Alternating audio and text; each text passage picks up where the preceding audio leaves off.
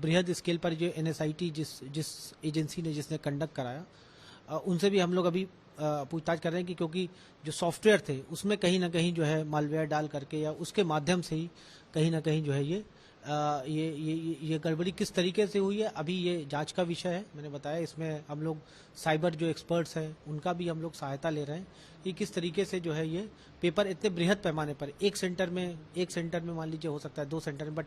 इतने mass scale पर ये गड़बड़ी ये घोटाला कैसे हुआ, इसकी हम लोग अभी जांच इसकी चल रही है और जल्दी इसमें कुछ न कुछ हम लोग किसी नतीजे पर पहुंच पाएंगे। उत्तर प्रदेश सब इंस्पेक्टर भर्ती परीक्षा में लखनऊ से गिरफ्तारियों का सिलसिला जारी था और अब तक क्या कार्रवाई की गई, कुल 13 एफआईआर दर्ज हुई थी। उसमें कार्रवाई को लेकर हमारे साथ बात करने के लिए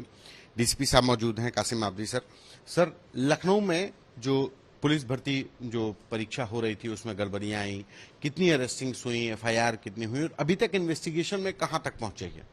जो नवंबर दिसंबर के महीने में 2021 में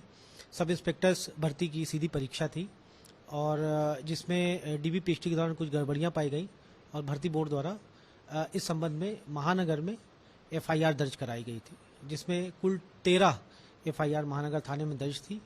और जिसमें 18 सेंटर्स थे उनका उल्लेख था। ये सेंटर्स अलग अलग जनपदों में थे जिनमें गड़बड़ियां पाई गई। इनमें टोटल वेरिफिकेशन के दौरान जो पर्सनल परफॉर्मेंस शीट्स होती हैं उनकी, उनमें जो डेटा थे उनमें जो कुछ गड़बड़ियां पाई गई, उनके आधार पर 100 लड़के ऐसे थे जिनकी अरेस्टिंग किया गया और जो जेल में निरुद्ध रहे, कुछ की हाई कोर्ट से बेल हो गई है, बाकी वो प्रक्रिया चल रही है।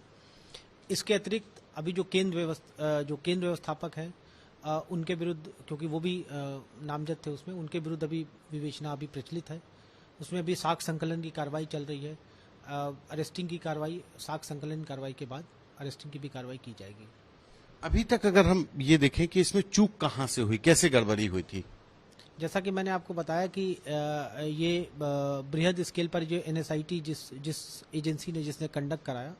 उनसे भी हम लोग अभी पूछताछ कर रहे हैं कि क्योंकि जो सॉफ्टवेयर थे उसमें कहीं ना कहीं जो है मालवेयर डाल करके या उसके माध्यम से ही कहीं ना कहीं जो है ये गड़बड़ी किस तरीके से हुई है, अभी ये जांच का विषय है। मैंने बताया इसमें हम लोग साइबर जो एक्सपर्ट्स हैं उनका भी हम लोग सहायता ले रहे हैं कि किस तरीके से जो है ये पेपर इतने बृहद पैमाने पर एक सेंटर में मान लीजिए हो सकता है 2 सेंटर में, बट इतने मास स्केल पर ये गड़बड़ी ये घोटाला कैसे हुआ, इसकी हम लोग अभी जांच इसकी चल रही है और जल्दी इसमें कुछ न कुछ हम लोग किसी नतीजे पर पहुंच पाएंगे। ये डीसीपी नॉर्थ कासिम आबदी साहब, जिनका साफ तौर पर कहना है कि विवेचना चल रही है। जो परीक्षा कराने वाली एजेंसी थी एनएससीआईटी, उनसे भी पूछताछ की जा रही है कि आखिर इतने बड़े पैमाने पर यह गड़बड़ी हुई तो कैसे। कैमरा पर्सन गौरव के साथ संतोष कुमार, यूपी तक।